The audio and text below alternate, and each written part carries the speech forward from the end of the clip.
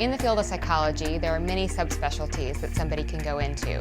One of those is biological psychology, and that really is the focus of how biological systems interact with an individual's behavior and cognitive functioning and performance in their day-to-day life. Some of those might include physiology, the way an individual's hormonal makeup is, their genetic makeup, different things all the way down to the level of the brain. So within the field of neuropsychology, there are also subspecialties. It kind of keeps breaking down. In my job at OHSU, I work both clinically and in research. As a clinician, I'm a pediatric neuropsychologist, and I see kids ranging in age from early childhood, age 4, 5, 6, all the way up into early adulthood. My main role is to do neuropsychological assessments of children that have a variety of different neurological types of issues. So that can be anything from traumatic brain injury to epilepsy, all the way down to learning disabilities and ADHD. In the last 15 years, there have been many technological advances that have helped the field of biological psychology and neuroscience in general. So one of those techniques is the field of neuroimaging, which has exploded over the past 15 years, allowing us for the first time ever to really be able to look into the brains of healthy young individuals and see what's happening at a functional level, a structural level, and even a microstructural level. So the majority of my time is spent running the developmental brain imaging laboratory at OHSU. The reason that I chose the work that I'm doing and what excites me the most about it is really the ability to potentially identify risk features in the brain well before an individual has to experience adverse consequences later in life. So being able to look at these young children and say, you're at risk and maybe we can do something that would prevent you from ever going on to develop depression or ever going on to have a substance use disorder.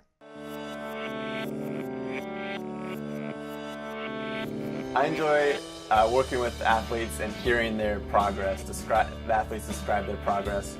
Specifically, the athletes will reach their goals, they'll find that motivational source, they'll gain that self-confidence. Listening to them describe those issues is really rewarding for me. As a sport performance consultant, I work with athletes on the mental game. It's mental challenges, it's confidence, it's motivation, it's helping athletes where other coaches or nutritionists or trainers don't. Sports psychology exists to help athletes and teams. It's an extra resource, and the mental game is oftentimes overlooked, unfortunately, yet it's so important. So it's adding that resource to the field. Sports psychologists work in private practice or with teams. For example, an athletic department at a college will hire a full-time sports psychologist, or an organization professionally. I'm in a private practice. I network with different professionals and gain referrals from coaches or athletic directors or parents, and individuals come to my office. Some psychologists work directly with athletes and their focus is more practitioner, more applied based. In contrast, there's researchers and that focus more of their work on journals and empirical studies. In general, we forensic psychologists, the service we provide today has to do with the interface between psychology, the science of psychology, and civil and criminal court matters. There are people who focus specifically, say, on family law issues. So there are forensic psychologists who do child custody studies and make recommendations to the court regarding which parent in a divorce ought to have custody of the child. In my field of criminal forensic psychology, mainly what we do is advise the courts and law enforcement agencies at various points in the process of investigating a crime, identifying who committed the crime, making an arrest, determining their state of mind at the time they committed the crime, then moving into trial, talking about any psychological issues that related to their criminal conduct. There are psychologists who do the hands-on practical end of things like myself. There are psychologists who strictly do research. The main difference is the researchers are looking at the kind of work we do and helping us do it better.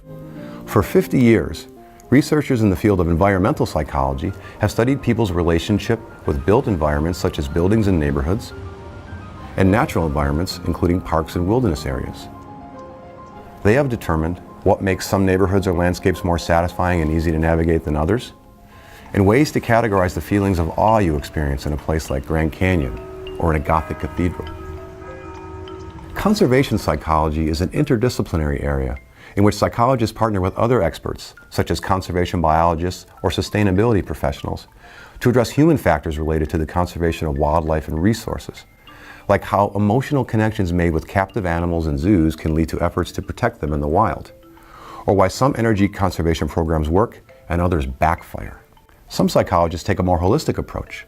Eco-psychology focuses on our interdependence and interbeing with the rest of the natural world, and how this influences people's identity, their sense of being connected to something larger than themselves, and the pain they may feel about issues such as species extinction.